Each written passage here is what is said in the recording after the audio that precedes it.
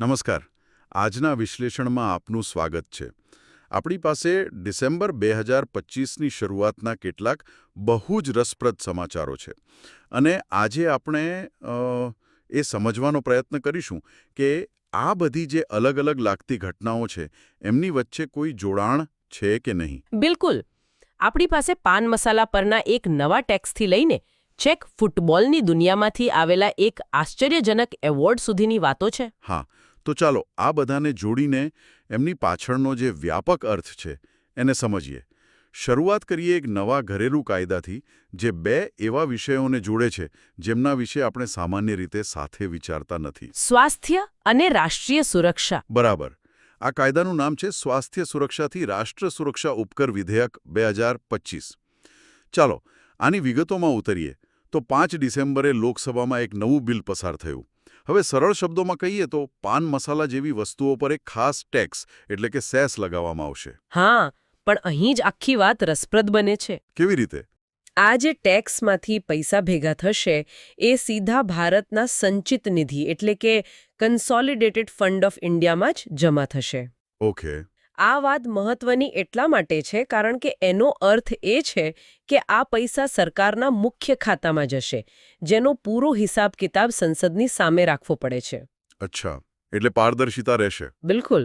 આ કોઈ અલગ ફંડ નથી જેની પર નજર રાખવી મુશ્કેલ હોય અને એનો ઉપયોગ. હા, એ પૈસા વપરાશે ક્યાં? ફક્ત બે જ કામ માટે. એક જાહેર આરોગ્ય અને બીજું રાષ્ટ્રીય સુરક્ષા. આ પહેલીવાર બન્યું હશે કે સ્વાસ્થ્ય અને રાષ્ટ્રીય સુરક્ષાને આ રીતે સીધા નાણાકીય રીતે જોડવામાં આવ્યા હોય. સાચી વાત છે. અને આ માત્ર એક ફંડિંગની વ્યવસ્થા નથી. આ એક વૈચારિક બદલાવ છે. સરકાર જાણે કહી રહી છે કે દેશની વસ્તીનું ખરાબ સ્વાસ્થ્ય એ પણ રાષ્ટ્રીય સુરક્ષા માટે એક ખતરો છે. બરાબર. જેટલો સરહદ પરનો કોઈ દુશ્મન, જો દેશના યુવાનો બીમાર હશે તો દેશની સુરક્ષા કોણ કરશે? આ એક નવા દૃષ્ટિકોણનો સંકેત છે. આ તો ખરેખર ઊંડી વાત છે. પણ આ ટેક્સ લાગશે કેવી રીતે? કારણ કે પાન મસાલા ઉદ્યોગમાં તો નાના મોટા ઘણા ઉત્પાદકો છે. સરકારે એ વાતનું પણ ધ્યાન રાખ્યું છે જે લોકો સંપૂર્ણપણે હાથથી એટલે કે મેન્યુઅલી ઉત્પાદન કરે છે એમના માટે પ્રતિ ફેક્ટરી દર મહિને 11 લાખ રૂપિયાનો ફિક્સ ટેક્સ છે. 11 લાખ? નાના ઉત્પાદક માટે આ રકમ પણ નાની નથી. આનાથી ઘણા નાના ઉદ્યોગો કદાચ બંધ પણ થઈ શકે. સાચી વાત છે. પણ જુઓ, મોટા ખેલાડીઓ માટે આ આંકડો ઘણો મોટો છે. જેમની પાસે હાઈ સ્પીડ મશીનો છે તેમના માટે ટેક્સની ગણતરી મશીનની સ્પીડ અને પાઉચના વજન પર થાય છે. મતલબ જેમ કે જો મશીનની ગતિ 500 પાઉચ પ્રતિ મિનિટ સુધી હોય અને વજન 2.5 ગ્રામ સુધી હોય તો ટેક્સ પ્રતિ મશીન પ્રતિ માસ 1.01 કરોડ થશે.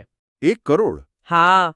અને જો ગતિ 1500 પાઉચ પ્રતિ મિનિટ સુધી જાય અને વજન 10 ગ્રામથી વધુ હોય તો આ આંકડો વધીને મહિને 25.47 કરોડ સુધી પહોંચી જાય છે. ઓહો, આ તો બહુ મોટી રકમ છે. આનો સીધો ટાર્ગેટ મોટા ખેલાડીઓ છે. બિલકુલ. અને જો કોઈ આ નિયમો તોડે, હા, કરચોરીની વાત, એના માટે પણ કડક જોગવાઈ છે. સામાન્ય ભૂલો માટે 10,000 રૂપિયા અથવા ચોરી કરેલા ટેક્સની રકમ બેમાંથી જે વધુ હોય તે દંડ છે. અને ગંભીર ગુનાઓ માટે? જો કોઈ 1 કરોડથી વધુની કરચોરી કરે તો એ ફોજદારી ગુનો ગણાશે અને એમાં 1 થી 5 વર્ષ સુધીની જેલની સજા પણ થઈ શકે છે. એટલે સરકાર આ કાયદાને બહુ કડકાઈથી લાગુ કરવા માંગે છે. ચોક્કસ. અધિકારીઓને તપાસ અને જપ્તીના પૂરા અધિકાર આપવામાં આવ્યા છે. તો આ થઈ દિલ્હીમાં બનતી રાષ્ટ્રીય નીતિઓની વાત. પણ આ જ વિચારો જમીન પર એટલે કે સ્થાનિક સ્તરે કેવી રીતે દેખાય છે? આ સમજવા માટે કેન્દ્રીય ગૃહમંત્રીની ગુજરાત મુલાકાત પર નજર કરીએ. બિલકુલ. 5 થી 7 ડિસેમ્બર દરમિયાન એમની મુલાકાત થઈ. અમદાવાદ ગાંધીનગરમાં લગભગ 1500 કરોડ રૂપિયાના પ્રોજેક્ટ શરૂ કરવામાં આવ્યા. પણ આંકડાઓથી વધુ મહત્વનું એ છે કે કેવા પ્રકારના પ્રોજેક્ટ્સ હતા. હા, જેમ કે અમદાવાદમાં લોકલ ફોર વોકલ થીમ પર શોપિંગ ફેસ્ટિવલ અને સ્વદેશી જાગરણ મંચ દ્વારા આયોજિત સ્વદેશોત્સવ. આ બંને કાર્યક્રમો સ્થાનિક ઉત્પાદનો અને આત્મનિર્ભરતા પર ભાર મૂકે છે. અને એની સાથે જ બનાસકાંઠાના આગથળામાં એક બાયો સીએનજી અને ફર્ટિલાઇઝર પ્લાન્ટનું ઉદ્ઘાટન થયું જે બનાસ ડેરી અને સુઝુકી ઇન્ડિયાએ સાથે મળીને બનાવ્યું છે. અચ્છા. હવે આ ત્રણેય ઘટનાઓને જોડીને જુઓ. લોકલ ફોર વોકલ એટલે સ્થાનિક અર્થતંત્ર, સ્વદેશોત્સવ એટલે સ્વદેશી ઉત્પાદનો પર ગર્વ. અને બાયોસીએનજી પ્લાન્ટ એટલે ટકાઉ અને સ્વચ્છ ઉર્જા. બરાબર. આ ત્રણેયનો સરવાળો કરો તો આત્મનિર્ભર ભારતનું ચિત્ર સ્પષ્ટ દેખાય છે. તો શું આપણે એમ કહી શકીએ કે આ રાષ્ટ્રીય નીતિઓને સ્થાનિક સ્તરે અમલમાં મૂકવાની એક સુનિયોજિત પ્રક્રિયા છે કે પછી આ માત્ર અલગ અલગ ઘટનાઓ છે જેને આપણે પાછળથી જોડી રહ્યા છીએ? સારો પ્રશ્ન છે. દેખીતી રીતે તો આ અલગ ઘટનાઓ છે, પણ જો તમે એની પાછળની પેટર્ન જુઓ તો એ બધાનો અંતિમ હેતુ આત્મનિર્ભરતા અને સ્થાનિક સશક્તિકરણ છે. એટલે એક વ્યૂહાત્મક દિશા તો ચોક્કસ દેખાય છે. હા, આ જ સમયગાળામાં ગાંધીનગરમાં એક મોટી સમિટ પણ યોજાઈ, અર્થ સમિટ 2025. હા, અને એનું કેન્દ્રબિંદુ પણ ગ્રામીણ ભારત જ હતું. અને એનું આયોજન નાબાર્ડ અને આઈએએમઆઈ એટલે કે internet and mobile association of ઇન્ડિયાએ સાથે મળીને કર્યું હતું. બરાબર. અને આ જોડાણ પોતે જ ઘણું બધું કહી જાય છે. એક તરફ નાબાર્ડ છે, જે ગ્રામીણ વિકાસ અને કૃષિ માટે કામ કરે છે. અને બીજી તરફ આઈએએમઆઈ જે ડિજિટલ અને ટેકનોલોજી કંપનીઓનું પ્રતિનિધિત્વ કરે છે. આ બંનેનું સાથે આવવું એ જ ગ્રામીણ અર્થતંત્રના ભવિષ્યનો સંકેત છે. એટલે કે ગ્રામીણ અર્થતંત્રનું ડિજિટાઇઝેશન. એકદમ બરાબર. આ સમિટમાં સહકાર સારથી એપ જેવી 13થી વધુ નવી ડિજિટલ સેવાઓ લોન્ચ થઈ. આ એપ શું કરશે? તે દેશની તમામ ગ્રામીણ બેંકો, અર્બન કોઓપરેટિવ બેંકો અને સહકારી બેંકોને એક જ ડિજિટલ પ્લેટફોર્મ પર લાવશે. વિચારો, એક નાનકડા ગામની સહકારી મંડળી પણ હવે ડિજિટલ રીતે મોટા નેટવર્કનો ભાગ બની જશે. અને ડીજીકેસીસી અને ઈ-પેક્સ જેવી પહેલ પણ શરૂ થઈ. હા, આ બધું જ સહકારી ક્ષેત્રમાં ટેકનોલોજી દ્વારા પરિવર્તન લાવવાનો પ્રયાસ છે. આ ડિજિટલ ઇન્ડિયા અને સહકાર સે સમૃદ્ધિના વિઝનને જોડે છે. તો આપણે ઘરેલું નીતિ, સ્થાનિક શાસન અને આર્થિક વિકાસની વાત કરી, પણ આ બધા માટે સ્થિરતા અને સુરક્ષા પણ જરૂરી છે. ચોક્કસ.